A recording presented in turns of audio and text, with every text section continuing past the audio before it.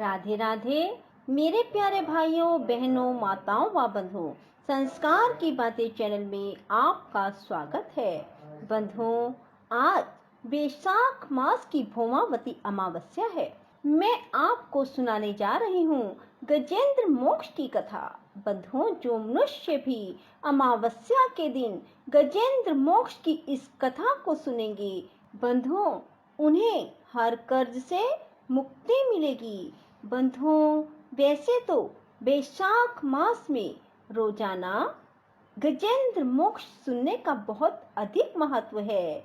यदि रोजाना गजेंद्र मोक्ष वैशाख मास में नहीं सुन सकते हैं, तो आज अमावस्या के दिन गजेंद्र मोक्ष की इस कथा को अवश्य सुने। कथा को पूरी सुने। सुनने के बाद कमेंट बॉक्स में जय श्री हरि, ओम नमो नारायणाय जरूर लिखें।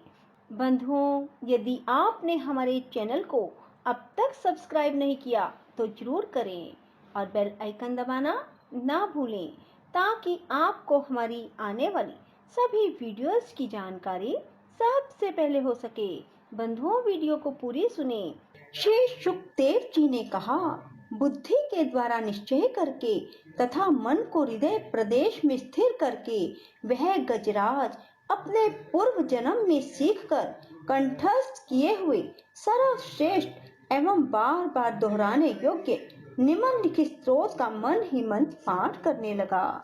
गजराज ने कहा, जिनके प्रवेश करने पर अथवा जिनकी चेतना को प्राप्त करने पर ये जड़ शरीर और मन आदि भी चेतन बन जाते हैं, अर्थात चेतन की भांति व्यवहार करने लगते हैं, ओम शब्द के द्वारा लक्षित संपूर्ण शरीरों में प्रकृति एवं पुरुष रूप से प्रविष्ट हुए उन सर्व समर्थ परमेश्वर को हम मन ही मन नमन करते हैं, जिसके आधार पर यह विश्व टिका है, जिनसे यह उत्पन्न है, जिन्होंने इसकी रचना की है, जो स्वयं ही इसके रूप में प्रकट हैं, फिर भी जो इस दृश्य जगत से एवं उसकी कारण भूता प्रकृति से सर्वथा परे एवं श्रेष्ठ हैं, उन अपने आप पैदा हुए अर्थात स्वयंभू बने हुए भगवान की मैं शरण लेता हूँ।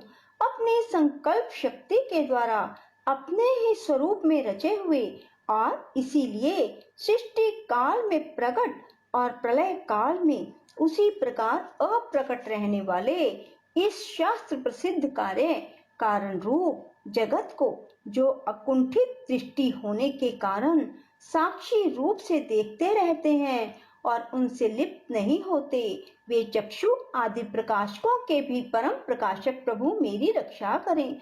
समय के प्रवाह से संपूर्ण लोकों के एवं ब्रह्म आदि लोकपालों के पंचभूतों में प्रवेश कर जाने पर पंचभूतों से लेकर महत्त्व पर्यंत संपूर्ण कारणों के उनकी परम कारण रूपा प्रकृति में लीन हो जाने पर उस समय दुर्गे तथा अपार अंधकार रूप प्रकृति ही बच रही थी।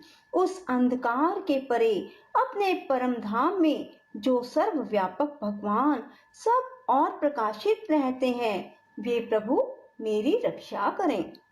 भिन्न भिन्न रूपों में नाट्य करने वाले अभिनेता के वास्तविक स्वरूप को जिस प्रकार साधारण दर्शक नहीं जान पाते, उसी प्रकार सत्व प्रधान देवता अथवा ऋषि भी जिनके स्वरूप को नहीं जानते, फिर दूसरा साधारण जीव तो कौन जान सकता है अथवा वर्णन कर सकता है।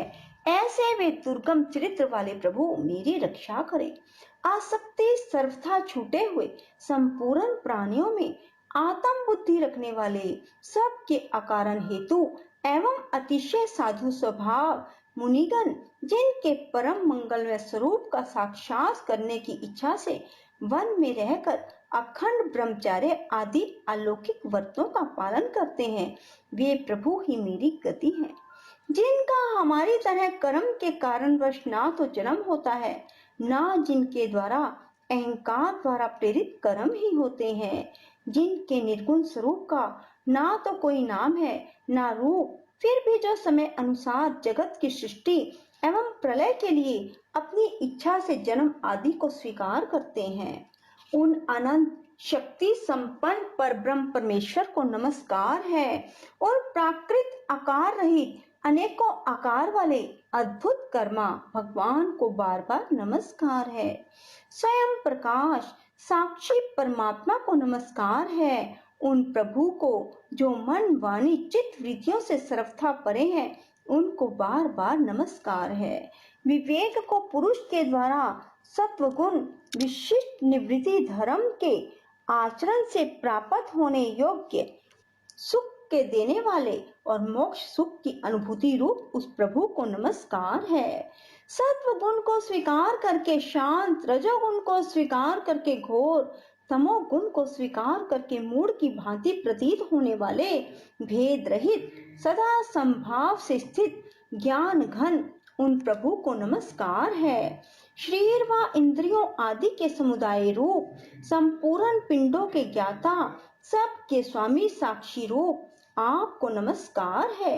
सबके अंतर्यामी प्रकृति के भी परम कारण किंतु स्वयं कारण रहित उस प्रभु को नमस्कार है।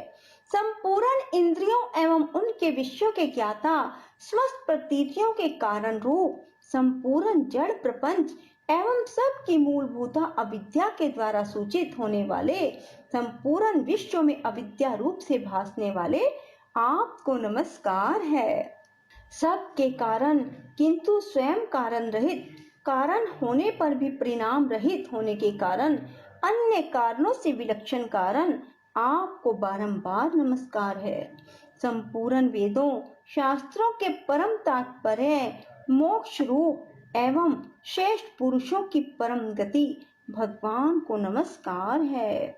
जो त्रिगुण रूप काष्ठों में छिपे हुए ज्ञान में अग्नि है, उक्त गुणों में हलचल होने पर जिनके मन में सृष्टि रचने की बाह्य वृत्ति जागृत हो जाती है, आत्म तत्व की भावना के द्वारा विधि निषेध रूप शास्त्र से ऊपर उठे हुए ज्ञानी महात्माओं में जो स्वयं प्रकाशित रहते हैं, उन प्रभु को मैं नमस्कार करता हूँ। मुझ जैसे शरणागत पशु तुल्य अर्थात अविद्याग्रस्त जीव की अविद्या रूप फांसी को सदा के लिए पूर्ण रूप से काट देने वाले अत्यधिक दयालु, दया करने में कभी आलस्य न करने वाले नित्य मुक्त प्रभु को नमस्कार है। अपने अंश से संपूर्ण जीवों के मन में अंतर्यामी रूप से प्रकट रहने वाले सर्वनियंता अनंत परमात्मा को आपको नमस्कार है। शरीर, पुत्र, मित्र, घर, संपत्ति एवं कुटुंबियों में आसक्त लोगों के द्वारा कठिनता से प्राप्त होने वाले मुक्त पुरुषों के द्वारा हृदय में निरंतर चिंतन करने वाले ज्ञान स्वरूप सर्वसमर्थ भगवान आपको नमस्कार है।